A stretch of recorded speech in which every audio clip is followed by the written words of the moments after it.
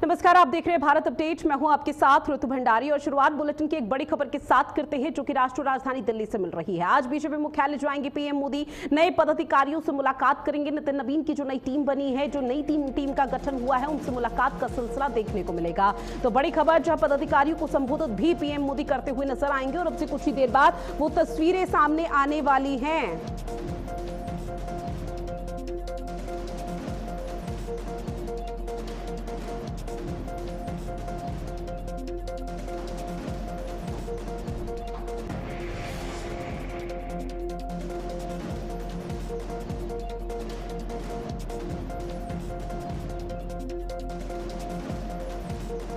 तो देखिए, बड़ी खबर लगातार आप तक साझा कर रहे हैं, जहां सीएम योगी आदित्यनाथ आज हाई लेवल मीटिंग करेंगे। कानून व्यवस्था पर भी चर्चा होगी। अब से कुछ ही देर बाद वो तस्वीरें सामने आएंगी, जहां उत्तर प्रदेश में बाढ़ के हालातों पर हाई लेवल मीटिंग करेंगे योगी आदित्यनाथ। कानून व्यवस्था पर भी विशेष फोकस रहेगा। वीडियो कॉन्फ्रेंसिंग के माध्यम से सीएम योगी आदित्यनाथ जुड़ेंगे और अब से कुछ ही देर बाद आपको बता दें कि उन तस्वीरों का इंतजार किया जा रहा है जब इस बैठक की शुरुआत हो जाएगी। तो कानून व्यवस्था पर भी चर्चा होनी है। बड़ी खबर, जहां आपको बता दें कि हाल फिलहाल में मानसून की वजह से लगातार हो रही बारिश की वजह से कितना नुकसान हुआ था, किसानों की फसलों को नुकसान हुआ था, जनहानि हुई थी, बिजली जो और यहां पर गरज रही थी उसकी वजह से भी पशु हानि भी हुई थी। और ऐसे में अधिकारी लगातार मौके पर डटे हुए थे कि क्या कुछ नुकसान हुआ है उसका आकलन जल्द से जल्द किया जा सके, ताकि सीएम योगी आदित्यनाथ के समक्ष वो रिपोर्ट, वो डेटा रखा जा सके कि अभी तक कितना नुकसान हो चुका है और उसकी भरपाई आगे कैसे की जा सकती है। हालांकि जो जनहानि हुई है उसकी भरपाई नहीं हो सकती, लेकिन इस बीच सीएम योगी आदित्यनाथ की तरफ से आज एक हाई लेवल मीटिंग अब से कुछ ही देर बाद की जाएगी, जो बैठकें शुरू हो जाएंगी। और इन बैठकों के माध्यम से योगी आदित्यनाथ की तरफ से समझने का प्रयास ये रहेगा कि किस तरह से चीजों को सुनिश्चित धरातल पर किया गया और जो अभी तक नुकसान हुआ है उस नुकसान की भरपाई कैसे की जा सकती है, चाहे वो किसानों की फसलों से जुड़ा हो। और इसके साथ ही सबसे महत्वपूर्ण यह है कि कानून व्यवस्था पर भी विशेष फोकस होगा। इस बीच अगली बड़ी खबर, जहां राजधानी लखनऊ में मुख्यमंत्री योगी आदित्यनाथ ने अधिकारियों के साथ चीनी की उपलब्धता को लेकर हाई लेवल समीक्षा बैठक की है। बैठक में चीनी की आपूर्ति और भंडारण व्यवस्था की समीक्षा की गई। मुख्यमंत्री ने साफ निर्देश दिए हैं कि चीनी की कालाबाजारी करने वालों के खिलाफ सख्त कार्रवाई की जाए। साथ ही चीनी के अनावश्यक भंडारण पर भी निगरानी बढ़ाने के निर्देश दिए हैं। नियमों के मुताबिक चीनी का भंडारण 30 दिन से ज्यादा नहीं किया जा सकता। सरकार ने अधिकारियों को बाजार में पर्याप्त उपलब्धता सुनिश्चित करने और कालाबाजारी पर प्रभावी नियंत्रण के निर्देश दिए। तो देखिए, चीनी कालाबाजारी पर योगी का हंटर ग्राफिक्स के माध्यम से साझा कर रहे हैं। सहकारी चीनी मिलों में 23.60 लाख क्विंटल, वहीं निगम चीनी मिलों में 5.28 लाख क्विंटल भंडार है। और ऐसे में निजी चीनी मिलों का जिक्र किया जाए तो 150.50 लाख क्विंटल भंडार किया गया है। 30 दिन से ज्यादा भंडारण नहीं हो सकता है और इसी को लेकर योगी आदित्यनाथ की तरफ से निर्देश दे दिए गए। 400 टन से ज्यादा स्टॉक होगा तो बड़ा एक्शन होगा। एस्मा के तहत नियम अनुसार बड़ी कार्रवाई यहां पर की जाएगी। कई अधिकारी गणों पर भी गाज गिर सकती है। तो उत्तर प्रदेश में किसानों को रिकॉर्ड गन्ना भुगतान, और सीएम योगी आदित्यनाथ की तरफ से कहा गया कि 48 लाख किसानों को 3217 यहां पर बांटे गए। 15 अक्टूबर से शुरू होगा यह अभियान, जहां पर उत्तर प्रदेश में मिल में 169.38 लाख क्विंटल चीनी उपलब्ध है। सहकारी चीनी मिलों में 23.60 लाख क्विंटल भंडारण है। इसके साथ ही निगम चीनी मिलों में 5.28 लाख क्विंटल भंडार किया गया है, चीनी को स्टॉक किया गया है। निजी चीनी मिलों में 150.50 लाख क्विंटल का भंडार किया गया है।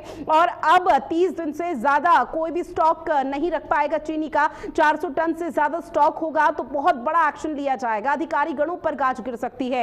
एस्मा के तहत नियम अनुसार कार्रवाई के निर्देश योगी आदित्यनाथ की तरफ से दिए गए। उत्तर प्रदेश में किसानों को रिकॉर्ड गन्ना भुगतान की यहां पर तैयारी है। 48 लाख किसानों को इस दौरान 3217 करोड़ रुपए बांटे गए हैं। 15 अक्टूबर से शुरू होगा गन्ने का पेराई का यह भुगतान। और इसके साथ ही किसानों के लिए बड़ी राहत की खबर है, जहां एक तरफ चीनी, आपको बता दें कि लगातार उसके दाम बढ़ रहे हैं, दूसरी तरफ इस तरह की तस्वीर जहां योगी आदित्यनाथ ने अधिकारियों को निर्देश दिए।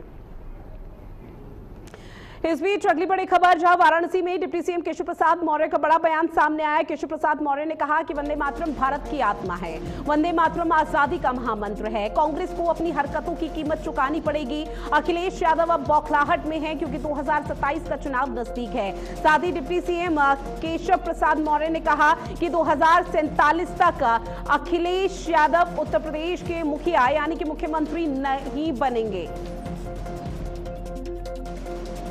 और ना ही राहुल गांधी यहां पर पीएम बनेंगे, जो सपना कांग्रेस पार्टी और समाजवादी पार्टी देख रही है।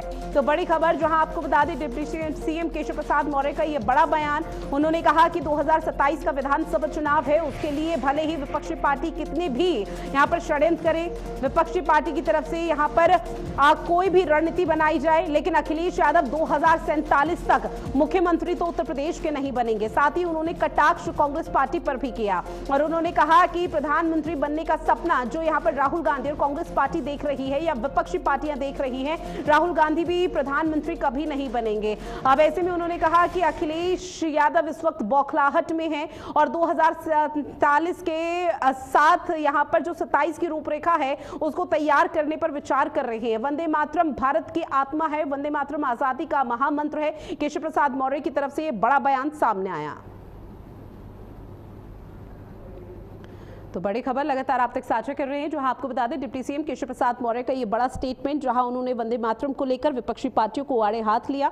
उन्होंने कहा कि वंदे मातरम भारत की आत्मा है और वंदे मातरम का जो अपमान बार बार विपक्षी पार्टी करती है वो सही नहीं है। इसके साथ ही डिप्टी सीएम केशव प्रसाद मौर्य की तरफ से कहा गया कि राहुल गांधी का ना तो कभी प्रधानमंत्री बन सकते हैं और ना ही समाजवादी पार्टी के मुखिया अखिलेश यादव उत्तर प्रदेश के मुख्यमंत्री बन पाएंगे 2047 तक, जिसका सपना संजोए यहाँ पर दोनों ही दिग्गज बैठे हुए हैं। और ऐसे में वाराणसी के दौरे पर डिप्टी सीएम केशव प्रसाद मौर्य हैं।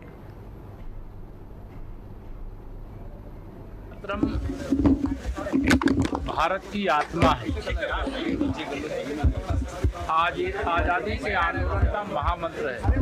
मुस्लिम तुष्टीकरण की राजनीति के कारण से आजादी के पहले वाली कांग्रेस 1937 में 2 छंद गाने का निर्णय लिया था, जिसकी कीमत देश को विभाजन के रूप में चुकानी पड़ी। अब जब माननीय प्रधानमंत्री श्री नरेंद्र मोदी जी के नेतृत्व वाली सरकार में सभी 6 छंद गाने का कानून बन चुका है, संसद के द्वारा कानून पास हो चुका है, राष्ट्रपति जी के द्वारा सूचित किया जा चुका है, उसके बाद 2 छंद गाना ये भारत का अपमान है, भारत माँ का अपमान है, भारतवासियों का अपमान है। और कांग्रेस केवल मुस्लिम वोट बैंक के लालच में इस प्रकार की घटिया हरकत कर रही है, जिसकी उनको कीमत चुकानी पड़ेगी। भारतीय जनता पार्टी सभी 6 छंद गाएगी और पूरा देश गाएगा, और कांग्रेस नहीं गाएगी तो कांग्रेस का क्या असर होगा ये कांग्रेस को स्वयं समझ लेना चाहिए। साथ ही राजधानी लखनऊ में जेएनजी छात्रों के समर्थन में कांग्रेस ने विरोध प्रदर्शन किया। युवा कांग्रेस ने परिवर्तन चौक से राजभवन तक मार्च निकाला।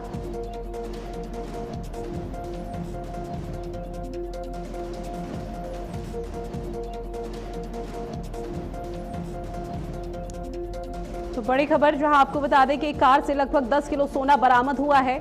1-1 किलो सोने की 10 ईंटें बरामद हुई है, जहां पुलिस के हाथ एक बहुत बड़ी सफलता लगी है। दिल्ली के दरियागंज जा रहा था सारा सोना, जहां पुलिस ने छापेमार कार्रवाई करते हुए सभी वाहनों की चेकिंग की और उसके बाद ये बड़ी सफलता कन्नौज पुलिस के हाथ लगी है। तो बड़ी खबर लगातार साझा कर रहे हैं, कन्नौज में पुलिस के हाथ किस तरह से बड़ी सफलता लगी। एक कार से आपको बता दें 15 करोड़ रुपए का सोना बरामद हुआ है। कार से लगभग 10 किलो सोना बरामद हुआ, जहां 1-1 किलो सोने की 10 ईंटें बरामद हुई।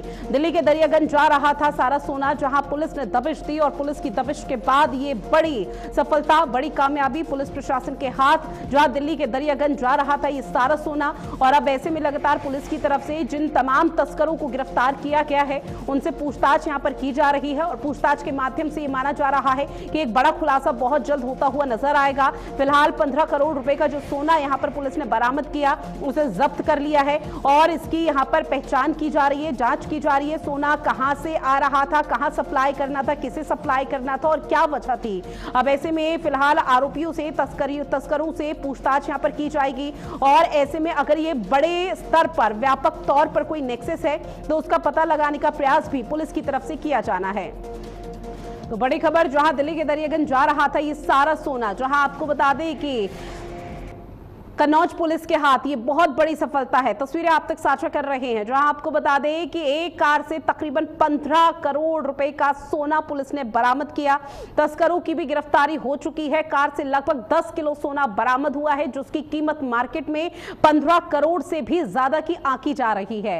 एक एक सोने की जो यहां पर कीमत है वो लगातार यहां पर पुलिस की तरफ से अब जांच पड़ताल के यहां पर दौरान पता लगाने का प्रयास किया जा रहा है, क्योंकि सोने की कई ईंटें भी यहां पर बरामद की गई है, जो आप तस्वीरों में देख सकते हैं। फिलहाल पुलिस का यह कहना है कि बहुत जल्दी अगर और भी एक बड़ा स्तर पर कोई नेक्सस फैल रहा है तो उसकी बहुत जल्दी गिरफ्तारी होगी और उस पर शिकंजा कसा जाएगा। लेकिन जो आरोपी इस वक्त पुलिस की गिरफ्त में है, अभी उनसे पूछताछ का सिलसिला शुरू कर दिया गया है।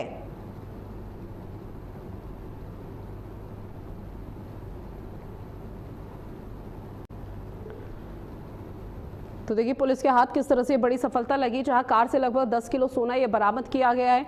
और फिलहाल जो 10 किलो सोना बरामद किया गया, जिसमें 1-1 किलो की सोने की 10 ईंटें बरामद हुई है और पुलिस ने अपने कब्जे में ले लिया है। और आगे की जो तहकीकात है उसमें पुलिस जुटी हुई है। पुलिस प्रशासन का सीधे तौर पर कहना है कि आने वाले समय पर भी ऐसा अगर कोई नेक्सस होगा तो उसका भी बहुत जल्दी पता लगाने का प्रयास किया जाएगा और ऐसे में तस्करों को यहाँ पर रोका जाएगा, ताकि आने वाले समय पर इस तरह के किसी भी वारदात को वो अंजाम ना दे सके। साथ ही राजधानी लखनऊ में जेनजी छात्रों के समर्थन में कांग्रेस ने जमकर प्रदर्शन किया। युवा कांग्रेस ने परिवर्तन चौक से राजभवन तक मार्च निकाला, जिसका नेतृत्व उत्तर प्रदेश कांग्रेस प्रभारी राजेंद्र पाल गौतम और प्रदेश युवा कांग्रेस अध्यक्ष दीपक शिवहरी ने किया है। साथ ही आपको बता दें कि मार्च में सैकड़ों कार्यकर्ता और पदाधिकारी शामिल हुए। कांग्रेस ने इस दौरान छात्रों पर पुलिस कार्रवाई के विरोध में आवाज उठाते हुए गृह मंत्री अमित शाह के इस्तीफे की मांग की है।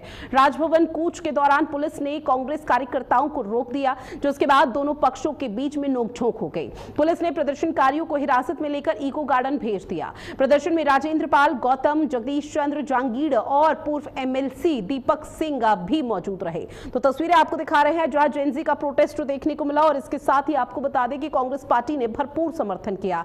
कांग्रेस पार्टी के तमाम जो कार्यकर्ता और दिग्गज नेता है वो मौके पर पहुंचे, जिनको पुलिस ने हिरासत में लिया है।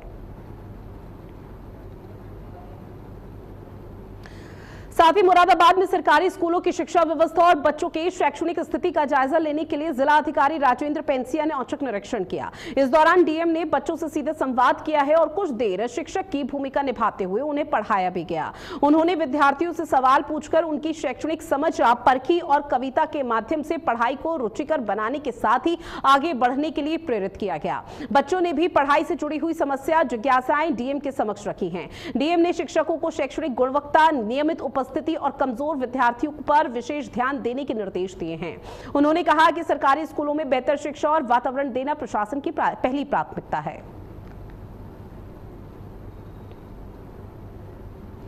साथ ही कानपुर के रेल बाजार थाना पुलिस ने तकरीबन 2.20 करोड़ से अधिक की जीएसटी धोखाधड़ी में मामले पर 10,000 रुपए के इनामी आरोपी मोहम्मद इरफान को गिरफ्तार कर लिया है। पुलिस के मुताबिक आरोपी साल 2024 से वांछित था और गिरफ्तारी से बचने के लिए अलग अलग जिलों और राज्यों में छिपकर वो रह रहा था। जहां पुलिस और सर्विलांस टीम मौके पर पहुंची, सूचना तंत्र की मदद से आरोपी को लखनऊ के गुडम्बा क्षेत्र से गिरफ्तार किया। आपको बताते चले कि आरोप फिलहाल आरोपी पर यह है कि आरोपी ने वादी की फर्म के जीएसटी नंबर का दुरुपयोग किया और तकरीबन 2 करोड़ की धोखाधड़ी कर दी है। जहां पुलिस ने आरोपी के खिलाफ आगे की कानूनी कार्रवाई भी अब शुरू कर दी है।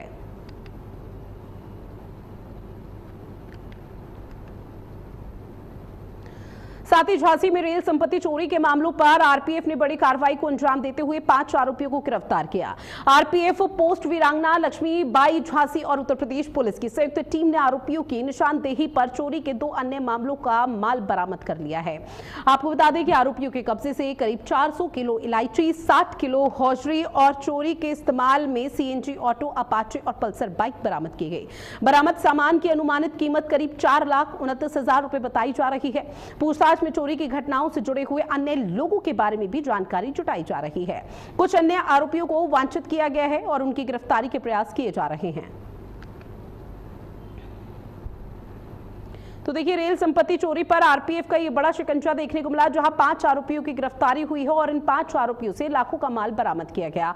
आरपीएफ ने चोरी का माल बरामद किया गया है क्योंकि अब तक की मिली जानकारी के मुताबिक ये बताया जा रहा है कि ये ट्रेन में चढ़ते थे और इस दौरान लोगों को लूटा करते थे, यात्रियों को लूटा करते थे, वहां पर अपना हाथ साफ करते थे। और अब जो आरपीएफ पुलिस ने गिरफ्तारी की है 5 आरोपियों की, इनसे पूछताछ की जा रही है और पूछताछ के बाद एक बड़ा खुलासा बहुत जल्दी होगा कि अभी और भी आरोपियों की गिरफ्तारी होनी बाकी है, क्योंकि इसी चीज को लेकर पुलिस प्रशासन की तरफ से आश्वस्त किया जा रहा है कि अगर और कोई आरोपी है, किसी और की संलिप्तता है, बहुत बड़ा व्यापक तौर पर अगर कोई ये एक गिरोह है तो उसका पता लगाने का प्रयास भी किया जाएगा, बख्शा किसी को नहीं जाएगा। और ये आरपीएफ के हाथ बड़ी सफलता इसलिए मानी जा रही है क्योंकि लाखों का जो सामान चोरी इन बदमाशों की तरफ से किया गया था वो आरपीएफ पुलिस ने बरामद कर लिया है।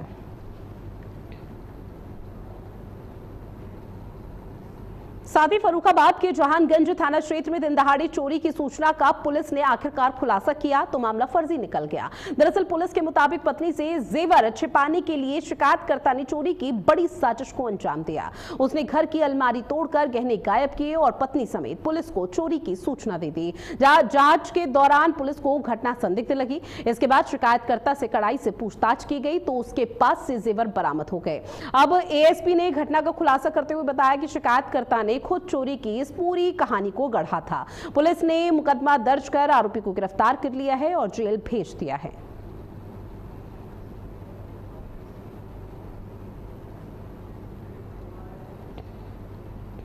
साथ ही real estate project Umara by Trehan Iris को लेकर अब करोड़ों रुपए के कथित निवेश घोटाले का मामला सामने आ चुका है। अब आरोप यह है कि निवेशकों को बड़े रिटर्न का भरोसा देकर उनसे करोड़ों रुपए लिए गए हैं, लेकिन जब निवेशकों ने अपनी रकम वापस मांगी तो कथित तौर पर उन्हें धमकियां दी गई। जहां मामले पर अब आपको बताते चले कि गुरुग्राम के सदर थाने में एफआईआर नंबर 0494 दर्ज की गई। एफआईआर में अमरान दत्ता और टीएस रियलटेक प्राइवेट लिमिटेड को नामजद किया गया है। साथ ही शिकायत में करीब 8 करोड़ 35 लाख रुपए के निवेश से जुड़े हुए आरोप हैं। इनमें संकेत आपको बता दें कि कपाड़िया है जिसके पास करीब 3 करोड़ 85 लाख, सुवेंदु बनर्जी के 2 करोड़ 30 लाख 5 हजार, मोहित कुमार के पास 70 लाख और अभिषेक कुमार गुप्ता के पास 50 लाख रुपए शामिल बताए जा रहे हैं। अब निवेशकों ने आरोप लगाया है कि उन्हें प्रोजेक्ट में पैसा लगाने पर भारी रिटर्न का भरोसा दिया गया था, लेकिन रकम वापस मांगने पर कथित तौर पर धमकियां मिलने लगी। तो वहीं प्रोजेक्ट से जुड़े हुए कुछ दस्तावेजों और पर्यावरणीय मंजूरियों को लेकर भी शिकायतों में अब सवाल दागे गए हैं। अब मामले की जांच आर्थिक अपराध शाखा यानी कि EOWA को सौंप दी गई है, जो लगातार इस पूरे मामले पर कानूनी तौर पर कार्रवाई कर रही है।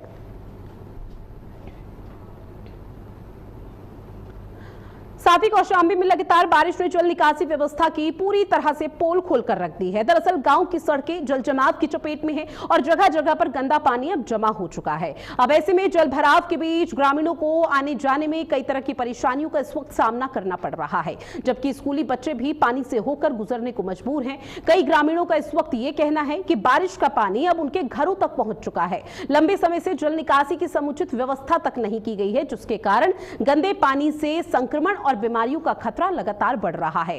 ग्रामीणों ने जिम्मेदारों पर लापरवाही का गंभीर आरोप लगाते हुए प्रशासन से स्थायी समाधान की मांग की है। साथ ही ग्रामीणों का कहना है कि विकास के दावों के बावजूद जमीनी हकीकत बेहद खराब स्थिति में है। तो देखिए, लगातार जो बारिश हो रही थी उसकी वजह से किस तरह से गंदा पानी अब सड़कों पर आ चुका है और यही वो गंदा पानी है जो ना सिर्फ सड़कों पर बल्कि लोगों के घरों तक पहुंच चुका है, जिसकी वजह से आप सोचिए और अंदाजा लगाइए कि लोगों को किस कदर परेशानी हो रही होगी, क्योंकि मौसम अभी भी ठीक नहीं है, मौसम अभी भी अनुकूल बना हुआ है, लेकिन जिस तरह के हालात मौके पर देखने को मिल रहे हैं वो ये साफ दर्शाता है कि यहाँ पर जिम्मेदारों की लापरवाही है, लेकिन जिम्मेदारों की तरफ से अभी तक कोई खास एक्शन इस पूरे मामले पर नहीं लिया गया।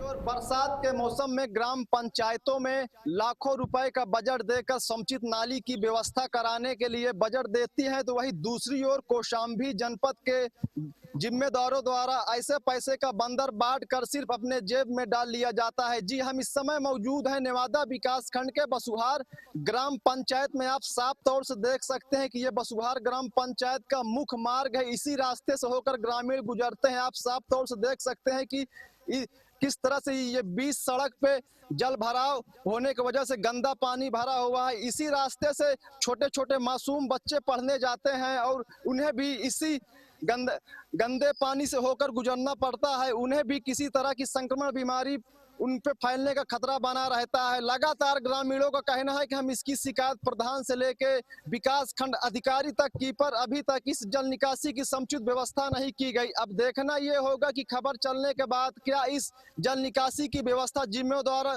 द्वारा की जाती है या सिर्फ खाना पूर्ति की जाती है। श्रवण तिवारी, भारत अपडेट, कौशाम्बी। और अब बात करते हैं फतेहपुर की, जहां सदर कोतवाली क्षेत्र के पक्के तालाब में साथियों के साथ नहाते समय एक युवक गहरे पानी में चला गया और वहीं पर डूब गया। आपको बता दें कि इस बड़े हादसे के बाद मौके पर हड़कंप की स्थिति है। सूचना पर पहुंची पुलिस और रेस्क्यू टीम ने करीब 2 घंटे की कड़ी मशक्कत के बाद युवक का शव तालाब से बरामद किया है। घटना की जानकारी मिलते ही परिजनों में कोहराम की स्थिति है। पुलिस ने शव को फिलहाल कब्जे में ले लिया है और पोस्टमार्टम के लिए भेज दिया। फिलहाल जो जानकारी अभी तक सामने आई उसमें यह बताया जा रहा है कि युवक दोस्तों के साथ तालाब में नहाने गया था और उस दौरान वो डूब जाता है और एक बहुत बड़े हादसे की चपेट में आ जाता है। जहां मौके पर गोताखोर की टीम पहुंची हुई है, पुलिस स्थानीय प्रशासन मौके पर पहुंचा हुआ है, मामले की तफ्तीश कर रहा है और लगातार कोशिश ये की जा रही है कि जो शख्स डूबा है उसके शव को बरामद कर लिया जाए, क्योंकि ये नामुमकिन है कि अगर वो शायद अभी तक यहां पर जिंदा हो। फर्रुखाबाद के नवाबगंज थाना क्षेत्र में कोबरा सांप पकड़ने के दौरान बाबा खैराती नाथ को सांप ने डस लिया, जिससे उनकी मौके पर ही मौत हो जाती है। अब जानकारी ये सामने आ रही है कि बाबा गांव में मांगने गए थे। इस दौरान इस एक घर में सांप होने की जानकारी मिलने पर वो उसे पकड़ने के लिए पहुंच गए। बाबा ने कोबरा को पकड़कर बोरी में बंद कर दिया, लेकिन इस दौरान सांप ने उन्हें डस लिया। हालात बिगड़ने पर उन्हें सीएचसी में भर्ती कराया गया, जहां डॉक्टर ने एंटी वेनम की 5 डोज उनको दी, लेकिन हालत में कोई सुधार नहीं हुआ। इसके बाद उन्हें जिला अस्पताल लोहिया रेफर किया गया, जहां डॉक्टर ने मृत घोषित कर दिया।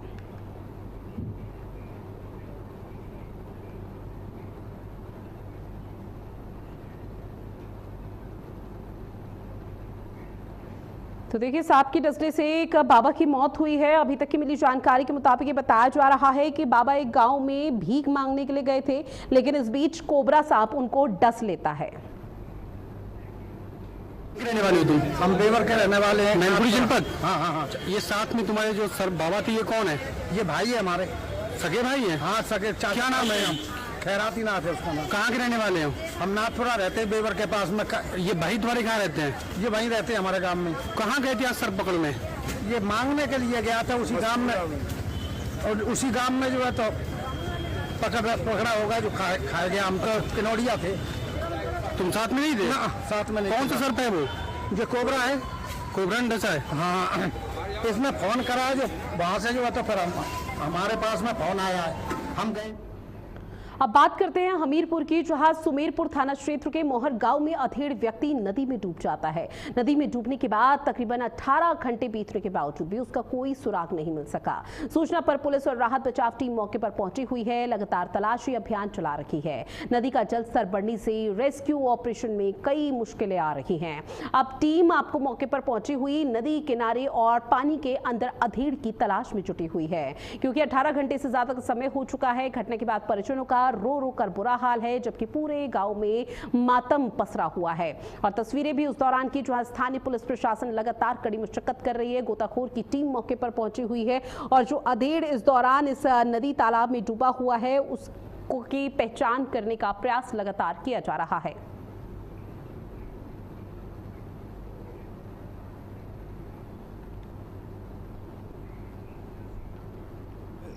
भगत जानता हूँ, उसका नाम भगत है। हाँ, और उस किस कलर का है वही बता सकता हूँ। सेधवा का। भैंसी चराने गया था, उसकी भैंसी हुआ पार चली गई। तो डूब गया। डूब गया। अच्छा, अब ये तो नहीं बता सकता हूँ। कल 11 बजे के बीच में भैंस लेके भैंस और कपड़ा मिल गए, पिताजी नहीं मिले। पिताजी हमें घर में 6 बजे के कल भैंस ले।